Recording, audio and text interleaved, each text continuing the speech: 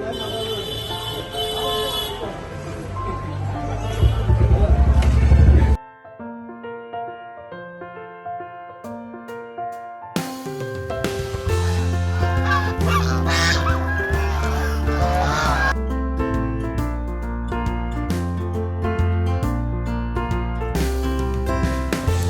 Information নিয়ে আজকের এই ভিডিওটা।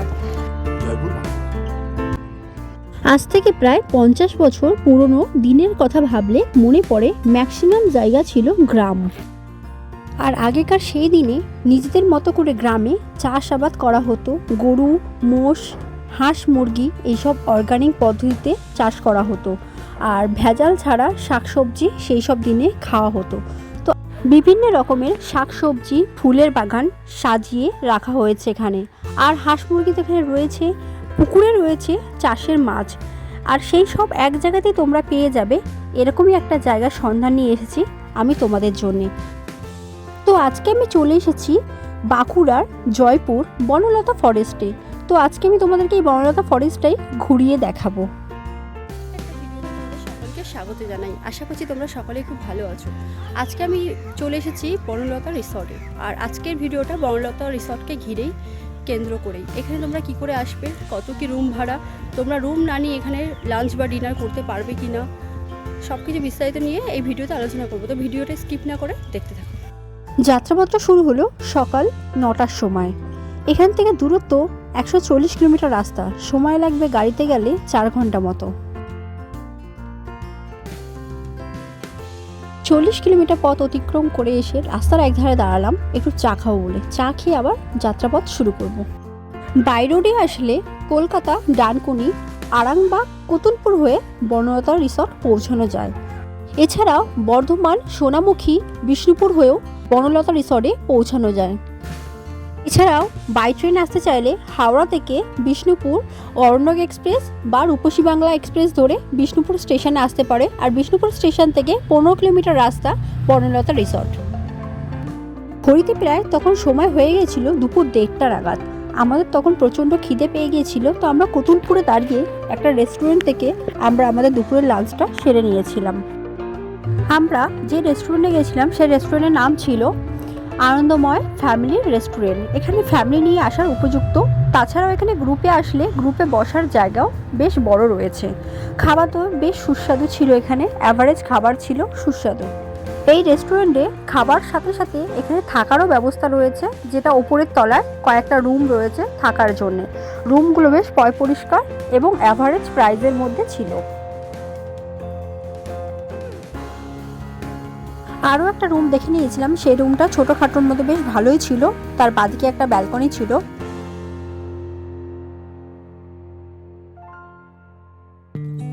আমাদের এটা আনন্দম রেস্টুরেন্ট অ্যান্ড গেস্ট হাউস। এখানেতে আমাদের রুম আছে 700 টাকা থেকে শুরু। আমরা শীতকালে 1200 টাকা, আর তা নাহলে এসি রুম হলে আর একটু বেশি নিয়ে আমরা 500 টাকা। চাইনিজ, তন্দুর আর ইন্ডিয়ান খাবার সব পাওয়া যায় এবং খাবারের স্বাদও খুব ভালো। আর আমাদের এখানটা আসতে হলে আরামবাগ থেকে যে রাস্তা আপনার বিষ্ণুপুরের দিকে গেছে, কতুলপুর নেতাজি মোড় বাস স্টপেজের ঠিক বাঁ দিকে আমাদের আনন্দমটা। লাঞ্চটা করে নিলাম কতুলপুর নেতাজি মোড় এখানে একটা রেস্টুরেন্ট থেকে। তো রেস্টুরেন্টটা তোমাদেরকে দেখালাম।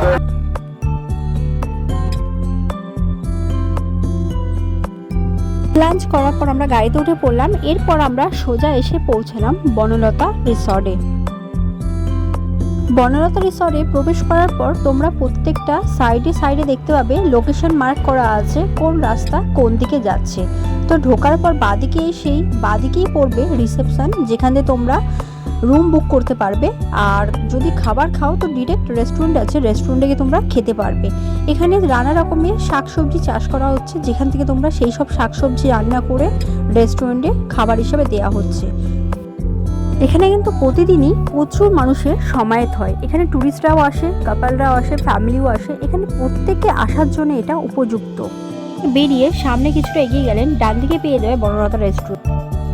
রেস্টুরেন্টের পাশে রাখা রয়েছে ঘোড়ার গাড়ি। তোমরা সেখানে চাইলেই ঘোড়ার গাড়ি চড়ে রাজার একটা ব্যাপার ফিল করতে পারো।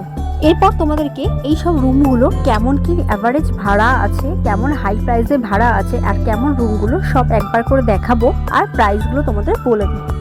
এই বনলতা রিসর্ট কিন্তু 60 বিঘা জমির ওপর গড়ে উঠেছে। চারিদিকে কটেজ আর ডিওল্যাক্স রুম আর ডাবল বেডের রুম, সব রকম রুম রয়েছে। আর চারিদিকে কিন্তু ফুল গাছ আর শাকসবজি দিয়ে সাজানো পুরো। কটেজের ডাবল বেডের রুমগুলো একবার তোমরা দেখে নাও, অনেক বড় বড় বেড রয়েছে। এখানে তোমরা 6 জন আরামসে ঘুমাতে পারবে, কোনো অসুবিধা হবে না। এই একটা বড় টয়লেট রয়েছে, ভীষণ বড় বাথরুমটা। পুরো রুমটা হচ্ছে 250 স্কোয়ার ফিটের। বসার জন্য সোফা রয়েছে, খুব সুন্দর। এই আর একটা রুম, এটাও একবার দেখিয়ে দিই তোমাদেরকে। আর সব রুমের বাইরে কিন্তু রয়েছে এরম বসার জন্য চেয়ার টেবিল, যেটা তোমরা লাঞ্চ বা ডিনার বসে করতে পারবে। এটাও সেম, বড় বড় দুটো ডাবল বেড রয়েছে, আলনা রয়েছে, আর বাইরে রয়েছে চেয়ার টেবিল। তোমরা এই এক একটা রুমে 6 জন আরামসে ঘুমাতে পারবে, কোনো অসুবিধা হবে না। প্রতিটা রুমের পাশেই কিন্তু তোমরা নিজেদের কার পার্কিং করতে পারবে, কারণ অনেকটা স্পেস রয়েছে যেখানে কার পার্কিংয়ের জন্য।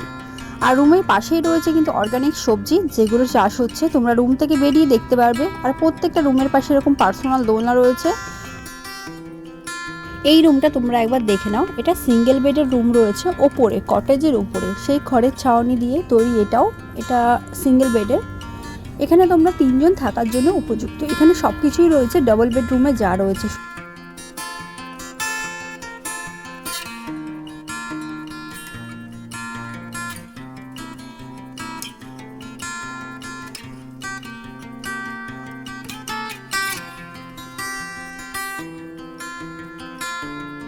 তোমরা এখানে ঘুরতে এসে এই 8টা স্পট কিন্তু ঘুরে দেখতে পারো। একদিনের মধ্যে সবগুলো জায়গা ঘোরা সম্ভব।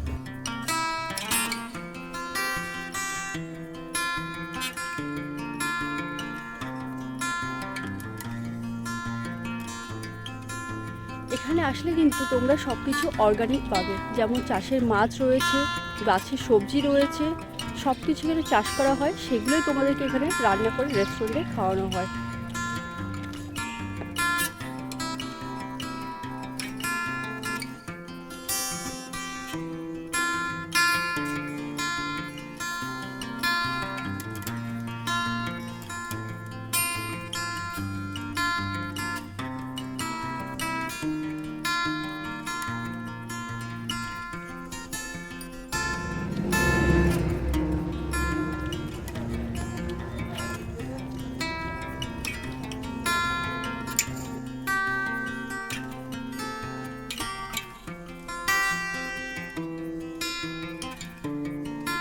এখানে এসে কিন্তু তোমরা শালপাতা জ্বালানিতে সুস্বাদু চা একবার টেস্ট করে নিতেই পারো।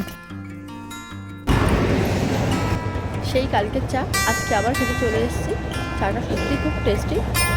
বিস্তীর্ণ এলাকা জুড়ে যতদূর চোখ যায় চারিদিকে শুধু ফুল আর চাষবাস, শাকসবজি। তার মধ্যে এখানে পেয়ে গেলাম এই রিসর্টের মালিককে। এই আঙ্কেলের সাথে একটু কথা বলে জেনে নেবো এই রিসর্টের ব্যাপারে। জয়পুর বাঁকুড়া আসতে গেলে আমাদের আরামবাগ, কতুলপুর, জয়পুর ফরেস্ট। আমাদের কলকাতা থেকে আসতে গেলে ডানকুনি থেকে একটা রাস্তা সামনে বেঁকে যাচ্ছে, ওইটা শেখালা হয়ে আমাদের এসে চাপাডাঙ্গায় উঠছে। চাপাডাঙ্গা, আরামবাগ, কতুলপুর, জয়পুর। আমাদের জয়পুর বাঁকুড়া জেলা খুব গরিব জেলা। আমরা এই জেলাতে খুব কষ্ট করে গরিব মানুষ প্রচুর তাদেরকে নিয়ে একটা রিসোর্ট তৈরি করেছি।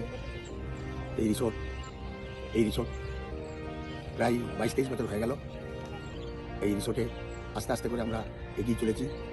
আমাদের পশ্চিমবাংলা তথা গোটা দেশের লোকই আসে।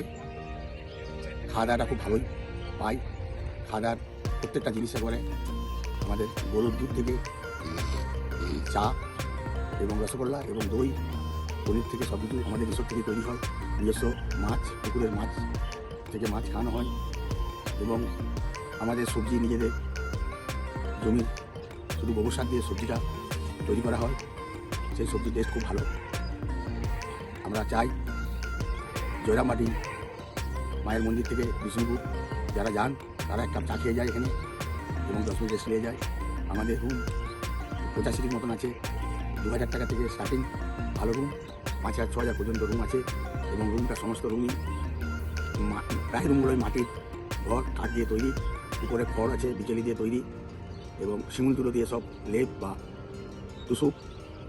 তো যারা আসেন তারা প্রত্যেকেই নাম করে যান যে আবার আসবো। এইভাবে আমরা এগিয়ে চলেছি। আমাদের স্টাফরা, সমস্ত স্টাফ যারা আছে তারা খুব পরিশ্রম করে এই সব তৈরি করেছে।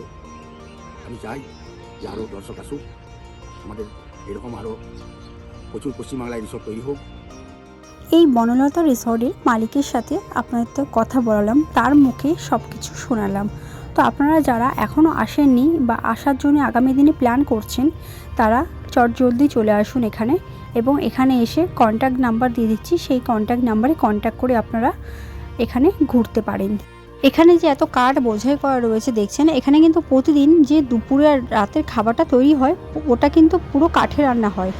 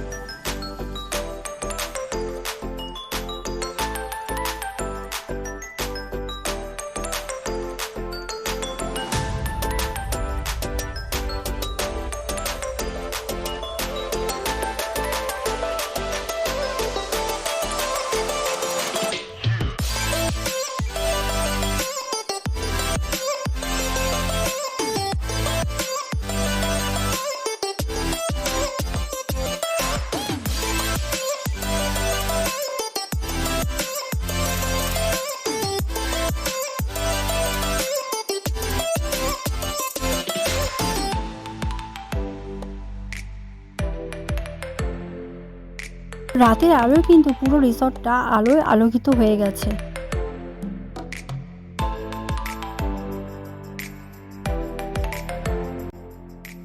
আপনাদের মধ্যে যারা গ্রাম্য পরিবেশ ভালোবাসেন কিন্তু শহরের যানজট এড়িয়ে একদিন ছুটি পেয়েছেন, তারা কিন্তু একদিন এখানে এসে আরামসে ছুটি কাটাতে পারেন গ্রাম্য পরিবেশের মধ্যে।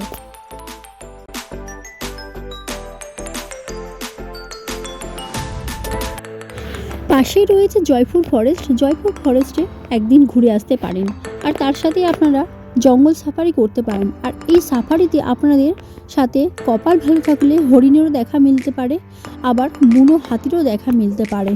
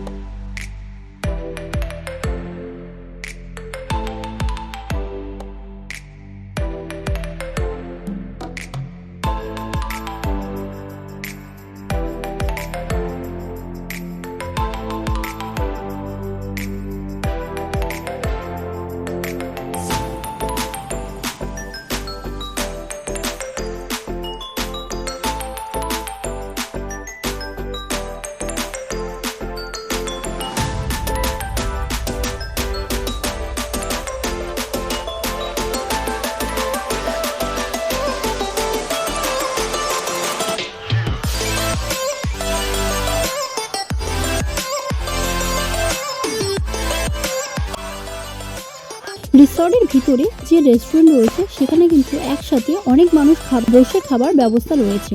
এখানে কিন্তু ইন্ডিয়ান, সাউথ ইন্ডিয়ান, চাইনিজ সব রকমের খাবারের ব্যবস্থা আছে।